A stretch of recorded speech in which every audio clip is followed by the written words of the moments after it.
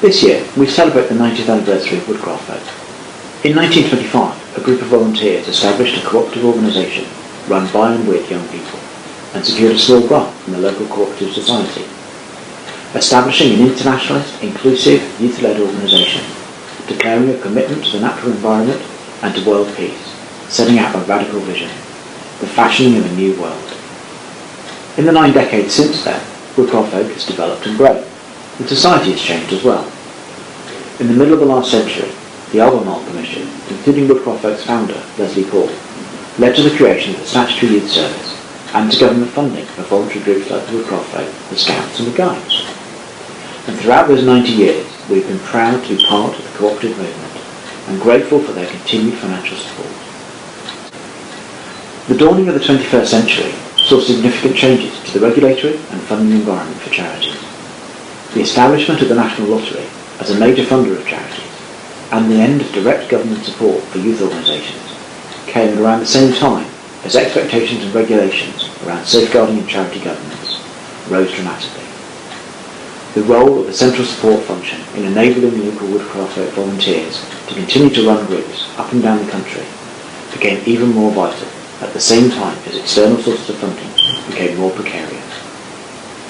Woodcraft Folk has seized opportunities presented by this new environment, securing significant grants and contracts from the lottery, from charitable trusts and from government departments, enabling us to update and improve our support systems and resources, and to continue to be recognised as an organisation at the forefront of youth-led education for social change.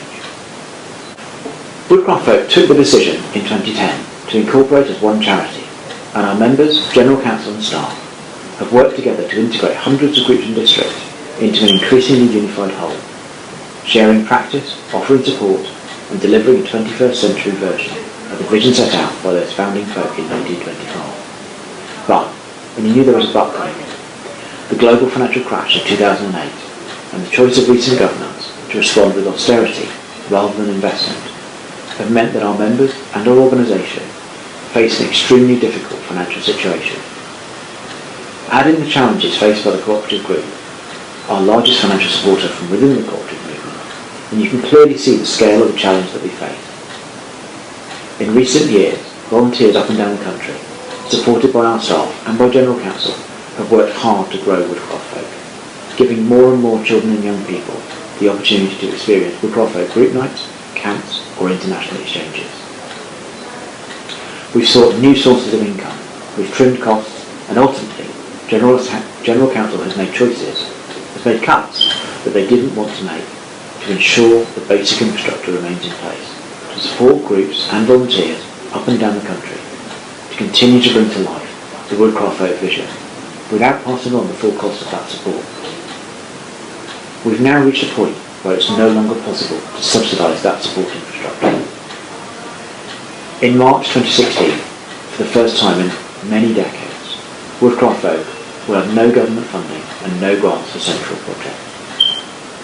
We find ourselves back in the situation that the founding folk were in 1925, relying on mutual aid, solidarity and the support of the wider cooperative movement. It is General Council's job, as trustees of our charity, to ensure that we provide a safe environment for children and young people to live out the cooperative vision of Woodcraft Folk, and to ensure that we comply with a level of regulation that simply did not exist in 1925.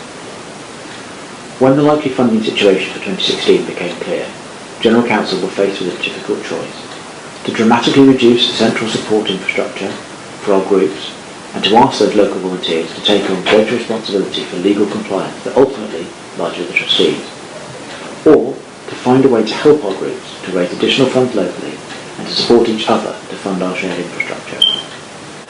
General Council was strongly in favour of the latter option, but were clear that this was a major decision and one that should be taken by the whole movement. So they set out the challenge facing us and their proposed solution in a motion to annual gathering. This provoked a wide-ranging conversation in our movement prior to gathering and a passionate debate when delegates from all over the country met at Walesby a few weeks ago. I'm proud to be part of a movement which engaged fully in such a difficult discussion. The voices of our young members were prominent in the debate at gathering, and it was clear that districts up and down the country had seriously considered the challenge we faced and how they could respond. Several districts proposed amendments to the General Council proposal, and I believe that this democratic process strengthened the outcome. Annual gathering was absolutely clear. No group should close due to inability to pay their group registration fees. This principle of solidarity and mutual aid is at the heart of Woodcraft Folk's cooperative values, and I urge you to contact Folk Office as soon as possible if you think your group might struggle to pay their registration fees. We'll also be contacting groups with advice and support about local fundraising, making the most of gift aid, and Friends of the Folk, our supporter scheme for non-members. Woodcraft Folk exists because of the vision, passion and commitment of our members over the past 90 years. I'm confident that that vision, passion and commitment will ensure that in 2025 we will celebrate our centenary as a stronger organisation, still rooted in our values and giving opportunities to more children and young people than ever before to span the world with friendship. Please, Sky.